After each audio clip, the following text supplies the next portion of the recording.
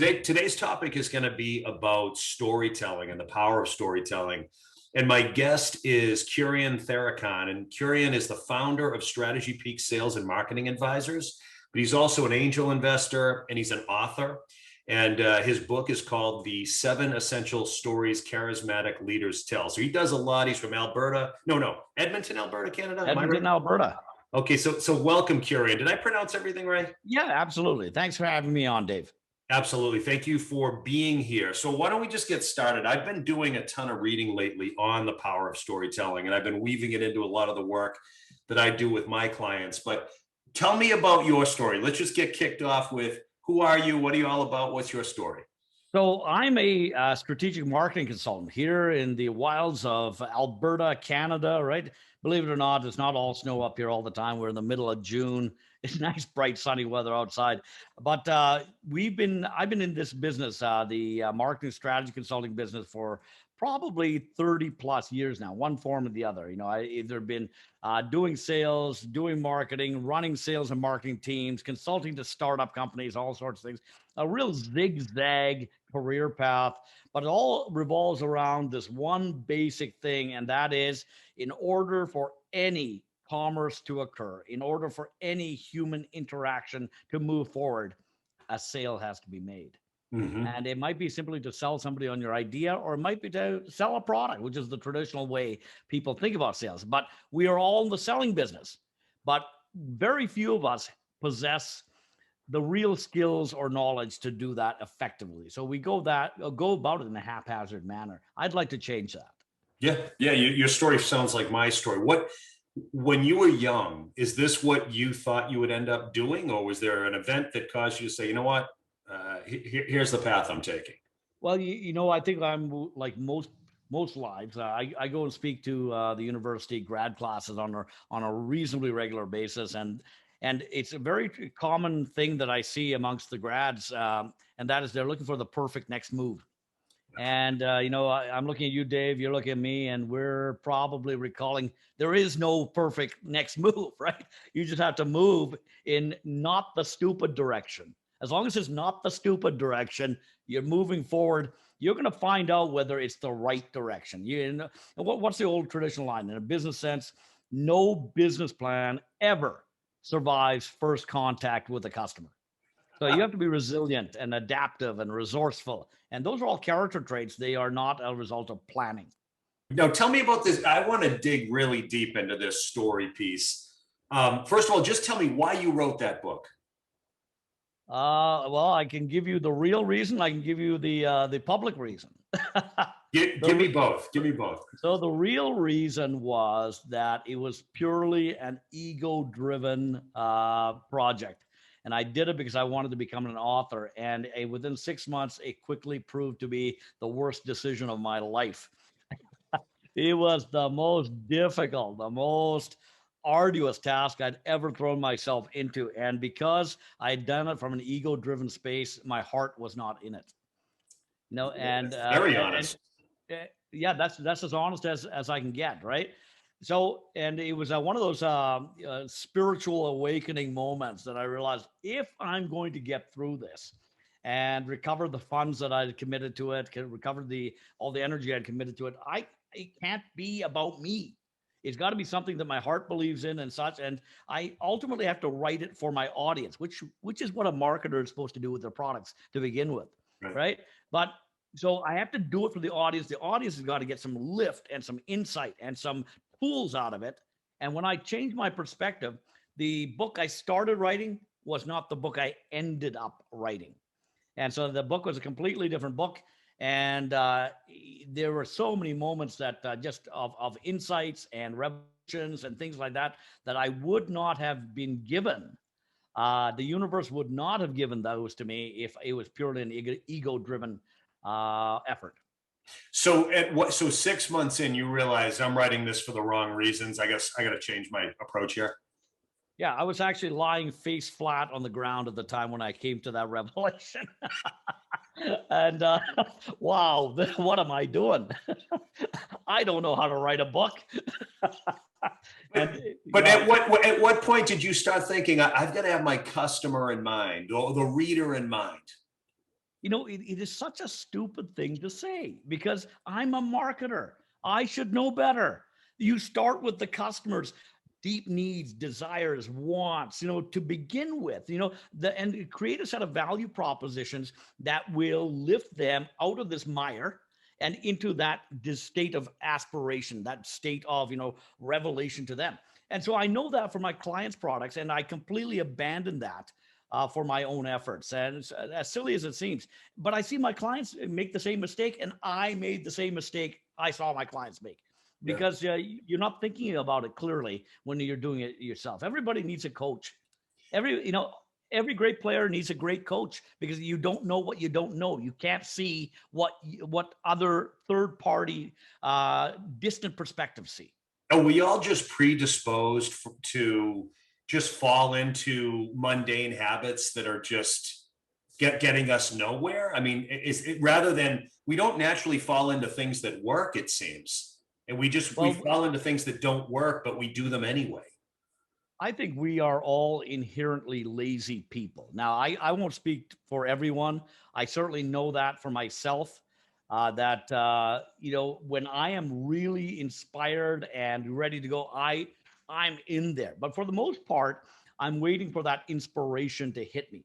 So you really have to back into a situation where you have discipline that creates a space for inspiration to take place. And, professional writers will actually take the time to say, within these hours, from the time I wake up at 5 in the morning till 9, I write. And it doesn't even matter whether writing's good. It's the discipline of the writing. Yeah. And you have to have those kinds of things. So we've all fallen into these little lazy patterns. So you need to have some kind of third party outside element that keeps you accountable. So tell me, let's go back to the story itself and the reason why they're so powerful. Just paint a picture there on why is storytelling so important, and is it simpler than we really think it is? The whole thing about humans is that the only way we can understand our world and everything in it, other people, other institutions, these situations at hand, is through the stories we tell. That's the only way we can relate it. So we can all agree on the facts, but when we infuse those facts with meaning, we deliver a truth. Now, I'm not saying true. True is fact. But a truth is something that we believe in now. And a fact, you don't believe in facts. Facts are facts, they're just objective. But a fact infused with meaning becomes a personal truth. So that's why we have all these different types of tribes occur. So you can have, down in the US, you have the Democrats, you have the Republicans, same set of facts, different meanings, completely different meanings and resulting actions. Now, how do you communicate what those meanings are? There's only one way, through the stories that you tell. And so the stories, whether you want to believe in them or not, they are just part of the fabric of communication. And you can be a real boring communicator. Hey, fact, fact, fact, fact, fact. Or you can make them come alive with the infusement of meaning through the power of a narrative. So what makes a good story? What makes a bad story? uh, the ultimate thing about what makes a great story is meaning, functionally relevant, emotionally significant meaning. What is the meaning of that story? And when you have resonant meaning to that audience, then you make them come alive. And the stuff in my book is the 7 essential stories charismatic leaders tell. And why I use the word charisma is charisma is one of those elusive skills. Sometimes people are born with it, but my belief is that as long as you have passion for your topic, you can become charismatic because your passion will carry you. And that charisma, what it comes down to is the charisma itself is about making other people come alive. And so we can do that with the power of a great strategic narrative. How often do you take on a client that wants to be able to communicate like you do, tell the story about their company in the same way you do, and they just don't believe they can do it, or they don't think it's possible? Does that ever happen? Well, they're all of that belief at the very beginning. But I guarantee you that, they've all had moments where they have come alive. Now, some of us are in this business professionally. Yeah. It's our job to make our audiences come alive, right? But most people aren't. But if they recall, where they've stood their ground, where they've come to somebody else's defense, where they had to, do something because their entire professional career or their lives depended on it by convincing other people, they've all had these moments of deep passion, inspiration, which resulted in a charismatic ignition. Right. A charismatic ignition. So when it comes to these kinds of things, using these tools, it just allows you to put all of these things together in a way that answers the deep primal questions that all of your audience has all the time. And when you answer these primal questions, they become wrapped in their attention to what you are talking about. Sorry, I don't know if I completely answered your question from before. Do they believe in themselves?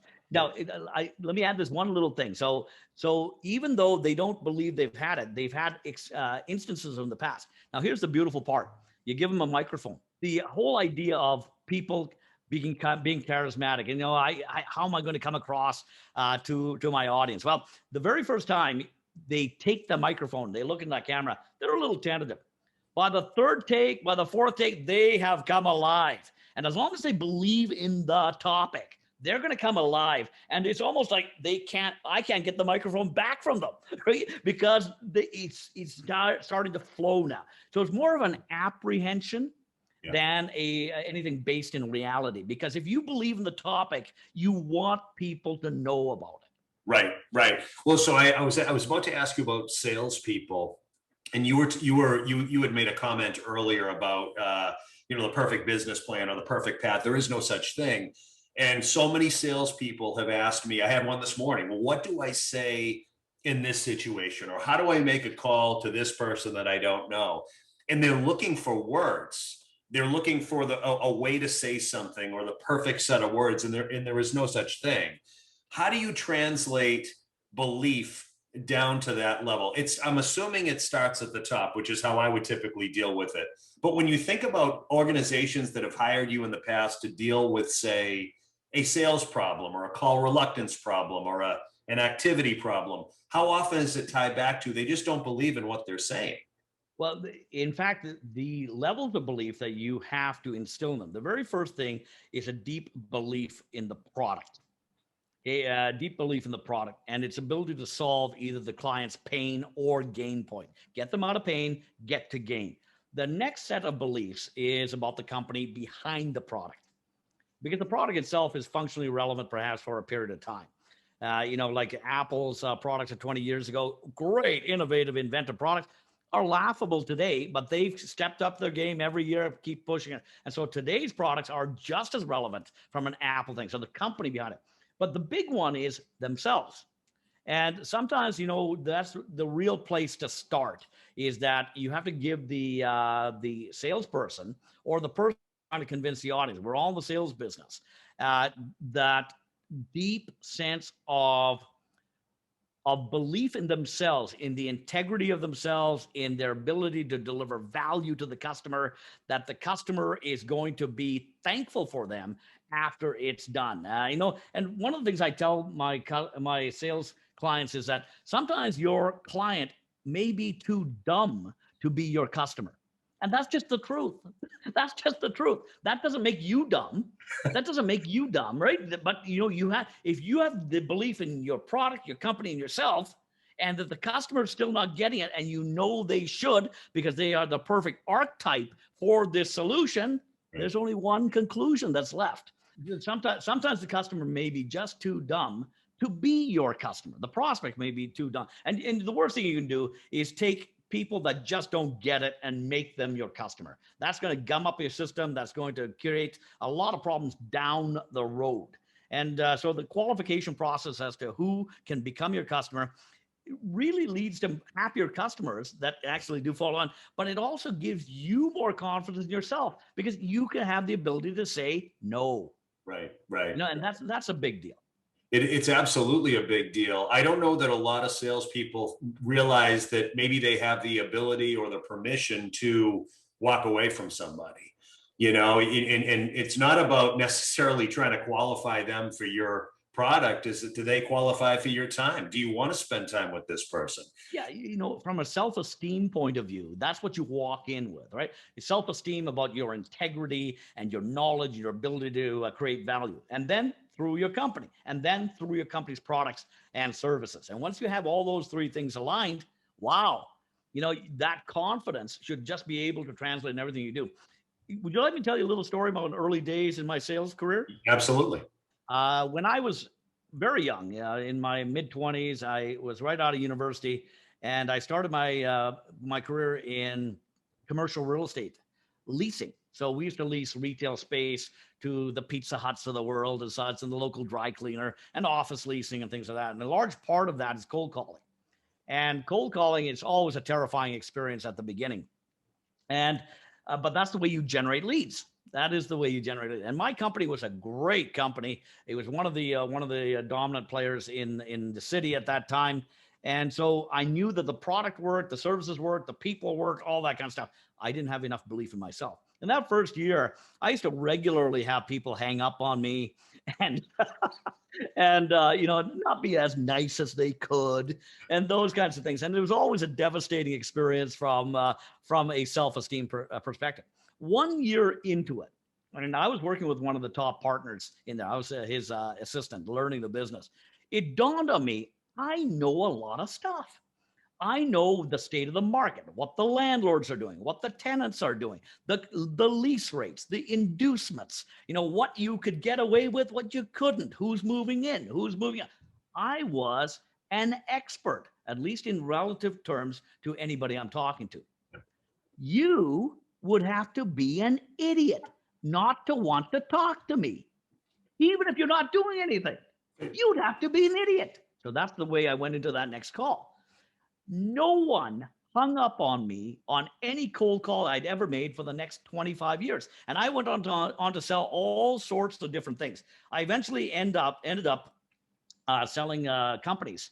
I was with a big national accounting firm, international accounting firm. I was in their mergers and acquisitions group. I was the marketing guy. I'm selling the companies. I'm introducing the companies we're selling to other acquirers. And I had this track record 25 years simply by this light switch that goes on saying that I know what I'm talking about. You have to be an idiot to not want to talk to me. This guy I call up, he's in 3 provinces away, and I'm introducing a new business that we're selling. And I say, hi, it's Kieran Therakin. I'm with so-and-so company, right? We're just taking this company to market. Not interested. And he hung up on me. And this is the CEO of the company. And I look at the telephone, and this is the days of the old handheld wired phones. And I said to myself, you are an idiot. He doesn't know anything about me. This is just rude behavior. And it could have been the best transaction that is strategic for his industry and for himself. An absolute foolish thing. But the main point is that I felt nothing other than sorry for this guy because it has nothing to do with me. Yeah, well, I think you learn to not take those things personally. When you know what works and you see the ignorance in somebody else who hasn't seen things work, or maybe you use the word discipline, which I live by that word. But if you haven't lived a disciplined life or developed a disciplined career, you're never going to be interested because you've never seen it happen. So yeah, you're an idiot because you're ignorant to what it actually takes and therefore not open to that phone call. So I think that's what probably gave you peace inside, is to know that this person just hasn't arrived yet, title or not. I'm less spiritual than that. Okay. I just thought he was a fool, and I just don't have time for fools. It's time to, I've got a great company here. I'm going to sell it to somebody who gets it. So I actually just did a reference for a CEO of a startup company, and they were looking for new investors or whatever. And the investors spoke with me, and the first question they asked was, how has his story evolved in the last 7 years? That was the first question they asked me. As a person who's involved in that, is that a question you would typically ask? Of a new salesperson? No. Of a CEO of a company that you were considering buying or investing in. Are you interested in the CEO's story before you even get involved? I'm interested in the story as a whole. So there's multiple stories that have to intersect.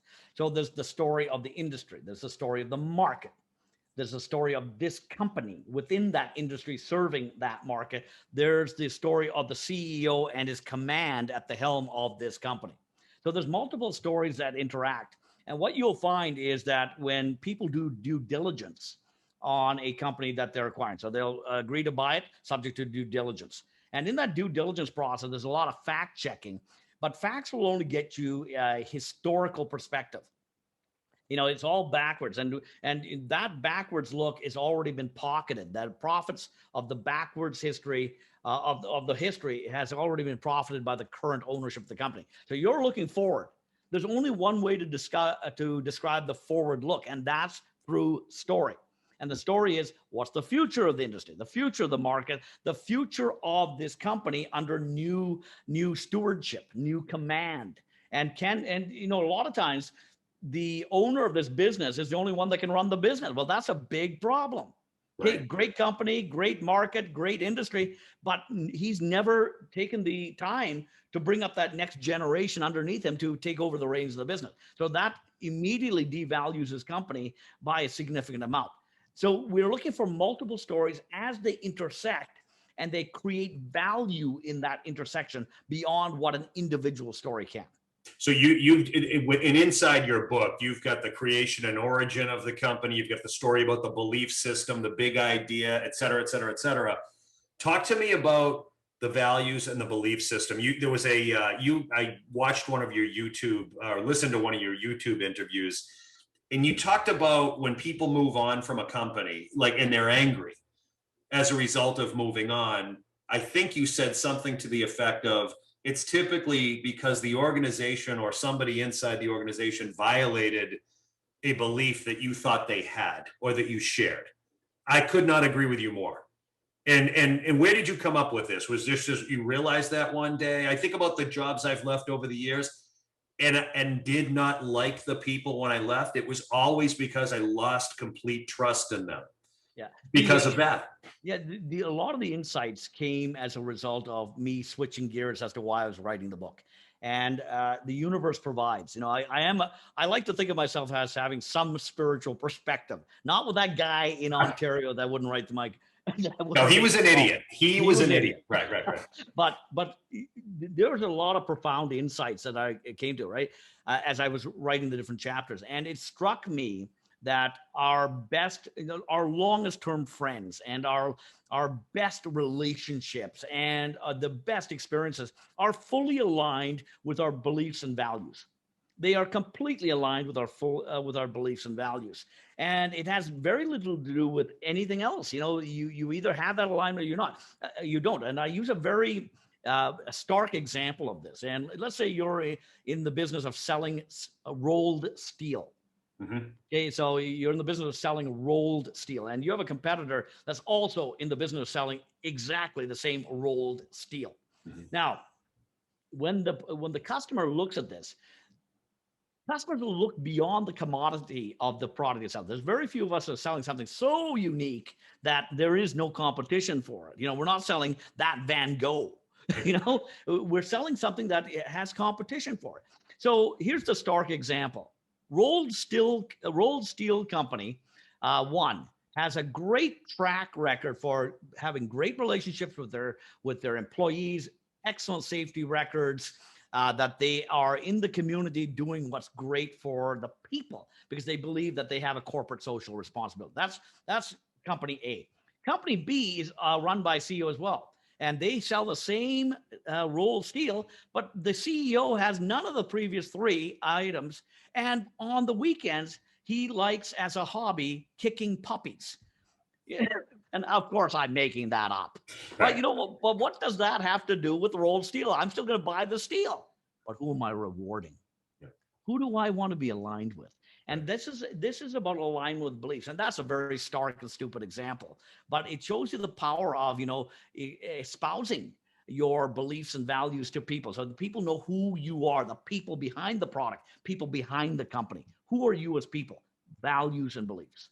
I could not agree with you more. I mean, you can go into one, I've been in this situation myself. You work in an environment, it feels great, it feels natural, it feels comfortable. You go into another environment, same exact product, service, et cetera, and it feels dirty and gross. And there's, all sorts of stuff going on, and we don't have to get into all the stuff, but how important is the moral compass of the storyteller? The moral compass is just an aspect of the values and beliefs. Your moral compass. I have a quote on this. I'm going to butcher this a little, I think, right? I put up a quote of the week every week on my LinkedIn. And the quote of the week is simply this: it is easier to do the right thing the first time than to undo the wrong thing at any time. Right and wrong is only separated by 1 degree of difference. Okay, Explain that. Explain. Either it's right or it's wrong. It's I think I'll just cheat this customer a little this time.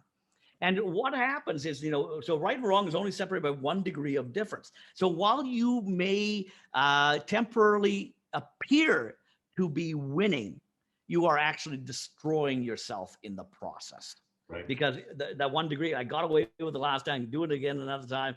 And pretty soon you're 30 degrees off course. Right. And now everybody can see you're a crook or whatever it is that you are. And it started with that 1st degree. So the conclusion of that quote was that, so do the right thing the first time, even if it hurts. Yeah. So tell me, and I don't know, I hope you're okay with me deviating a little bit on the storytelling. Please. I'm just thinking about, just where we are right now in 2021 and how exposed we are to all sorts of stories through so many different channels. What's your take on how stories impact us outside of work? How much do the stories that impact us in a non-professional environment impact us professionally? The second part of that is are we weaponizing stories to divide people? The answer, stories are the only way you make sense of your world. Yeah. And stories have always been used to create alliances and create polarization. Yeah. And polarization, alliances, weaponized. You can weaponize enemies as well. In fact, every great story needs a great villain. Right. And the villain doesn't have to be another individual. The villain can be something as simple as poverty. It can be something you fight for or you fight against. Every child must not go to bed hungry. Yeah. That's something you fight for. Or you can fight against starvation. Now, how you position those two messages, and at the end, a child is going to go to bed with a full belly. But how you position those will attract different alliances to your cause. Right. One's going to be a positive spin on the message. The other one's going to be a negative spin on the message. And ultimately, when you're like, I have a digital marketing company up here I'm also involved with. We recently launched a campaign, and this is standard operating procedure for us. We launched a campaign testing 204 ad variations.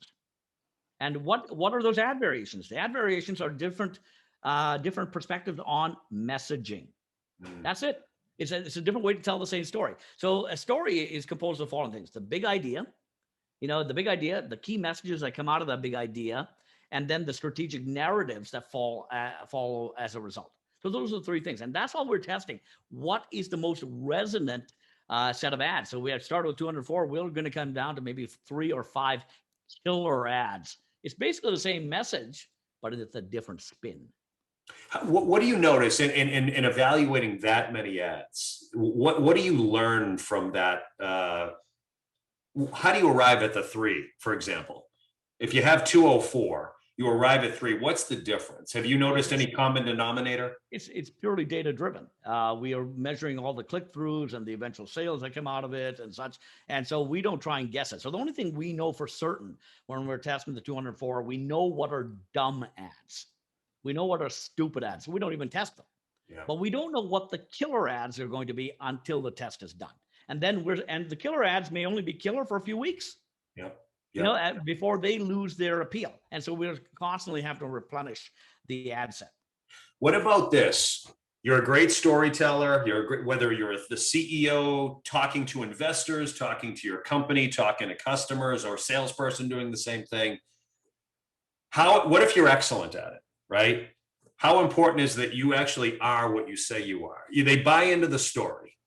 I was watching this documentary this morning at 5 o'clock in the morning, coincidentally, on the greatest middleweight boxing champions of all time, Hagler and Leonard and Hearns and Duran and all these guys. But they were comparing and contrasting that with what was going on politically at the time in our country. And then they were talking about Ronald Reagan and Jimmy Carter, and how Jimmy Carter was a really good person. I don't remember any of this really, but really good person who stood for good things, but he was boring, and he wasn't overly charismatic in doing talking about doing what's right. But Ronald Reagan was unbelievable. If you gave him a story to read on the teleprompter, he could read it and he could attract people.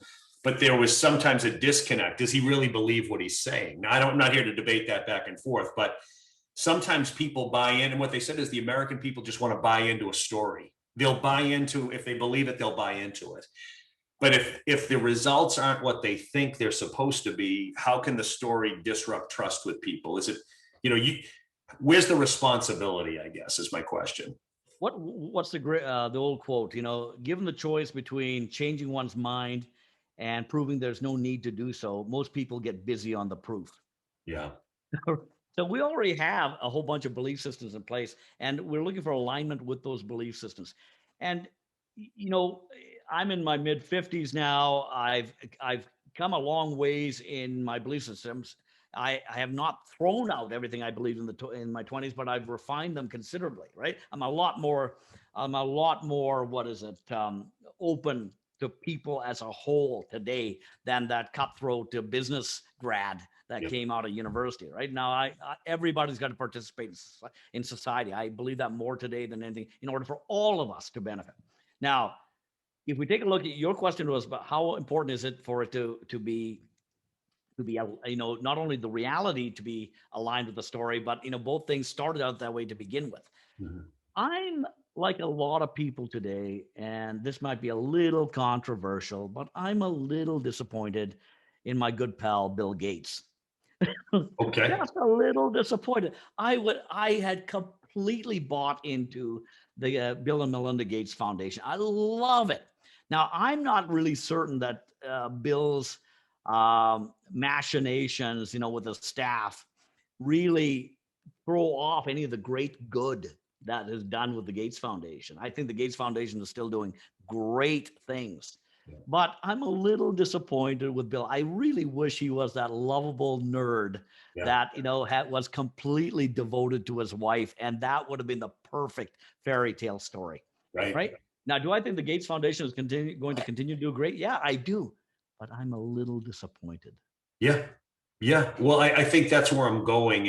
Not even specific to that example, but when you're convinced or you believe something to be the truth, but the reality doesn't align with what you believe is the case, kind of what we were talking about earlier, it can create separation or distance, or obviously lack of trust. Yeah, cognitive dissonance. Yeah. It's cognitive dissonance.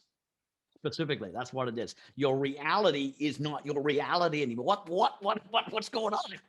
Right. And then it causes you to reassess your entire belief systems. Your identity is based on your belief systems, your values, your belief systems, right? And so when your belief systems and values are just the core of the belief systems, when those are challenged, your identity is challenged. And so has this all been a sham?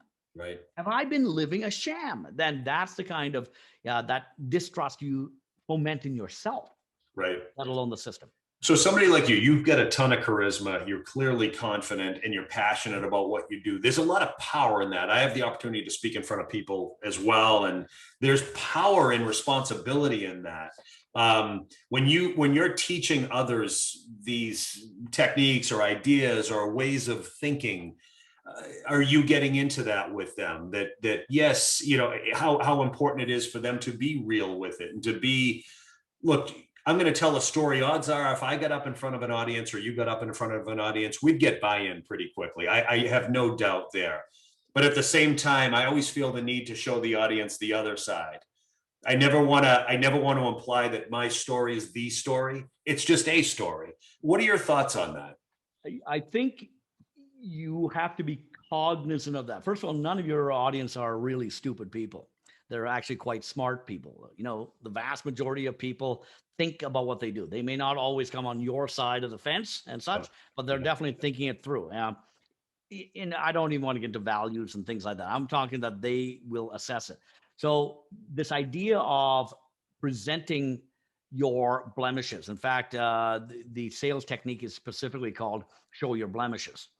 And so you have to talk, and it is about showing people what works and why it won't work in certain situations and what its limitations are. And that's just part of what you do to be honest with your audience, making sure that you're only taking on people that you can truly help. But the second part of it is that you show your audience there's nothing to hide. There's nothing to hide here. This is what's going on. This is what's happening. This is why it'll work, and this is why it won't. And if it does, boy, you know what? We're going to take great care of you. And whatever that is. And that could be the products I'm selling, computer software, or, the great beach towel, whatever it is. Or it could be this initiative to eradicate polio or mosquitoes or whatever it is that were happening in the 50s, 60s, 70s. Those are the kinds of things that happen. Smallpox was finally eradicated in the 80s. How did that happen? Somebody sold the world's governments on the idea that they should fund these kind of initiatives. Very powerful stuff. What do you have going on over the next 6 months or so that people should know about? A lot of podcasts. By the way, I love this one. This is off script, but it's phenomenal. I'm really enjoying this. A lot of different workshops, podcasts. I'm still promoting this book. I wrote this book. I released in 2020. It's an evergreen book, though. I don't think I'll ever stop promoting it because the framework in it is so simple, which is what makes it so powerful. And when you read the book, you're not going to discover, hey, those are things I didn't know. No, you're going to recognize it because you do it, but you don't do it consistently. Right. You don't do it methodically. You don't do it with discipline. And so these 7 stories are about what you infuse in your culture to make your organization come alive. And it's something that anybody can do. Absolutely anybody can do. The flip side of that is that these are the same 6 stories that you can use to make your markets come alive. Whatever that market is, you can be a not-for-profit. You still have a market. You still have a market, right? So you put all these things together. And when you understand these 7 stories, you are able to deliver a message that is much more powerful than a simple sales message on the back of your package could ever do. Absolutely. And again, it's for those who want to buy the book. It's called The 7 Essential Stories Charismatic Leaders Tell. You can get it on Amazon, I assume? Amazon, you can get it on Amazon, even in Japan. You can buy it in Amazon Japan if you want to, but Amazon.com, Amazon.ca, all over the place. Awesome. So just a couple other questions, and I'll let you rock and roll for the day. But you spend your time doing where do you spend most of your time? At the consulting firm, or buying and selling businesses, or both? Well, I got out of the M&A business about 10 years ago, but I have a little digital marketing company here. We're really doing well. We're a Shopify agency. So if you're on the Shopify platform, we're your guys. It's a company called Socialite Communications. So I'm spending a lot of my time over there. My strategy company, we still develop strategy for numerous startups and restarts as well. There's more than one restart that's happening out of a pandemic. My ex-wife and I still have an HR company together. She lives just 3 floors above me in the same condo. So we still have a great relationship, and we run that company together. And, between all 3 of these things is a lot of busy stuff. But one of the best things that I do is I get to meet people like you, and you clearly have a passion for what you do as well. Very insightful questions. And so, I love meeting people like that. And that's what makes me come alive. So thank you very much for having me on. Well, you've been easy to talk to. We both met through a site called Podmatch. It's like a dating site for podcasters, for those of you who don't know. But I get the chance to meet a lot of people. But we spoke, I don't know, a month ago or something like that. But you've got a great energy about you. You can go off script because you know what you're doing. And I've enjoyed it as well. Anything else that people should know about you, or that you want them to know that you didn't say yet? I'll give you the last word. The only way you understand your world, the only way your customers understand their world, their audience understands their world, is through the stories they tell themselves. You have to understand, in order to understand anybody or any situation or anything, is you have to understand the story that they're telling themselves. That is the operating system. That is how they measure everything. And when you understand the story, you will understand their identity. When you understand their identity, you will understand their motives. And that's the only way that you can deliver a value proposition that will get them out of pain and get them to gain. I got one more thing for you. Let's hear it.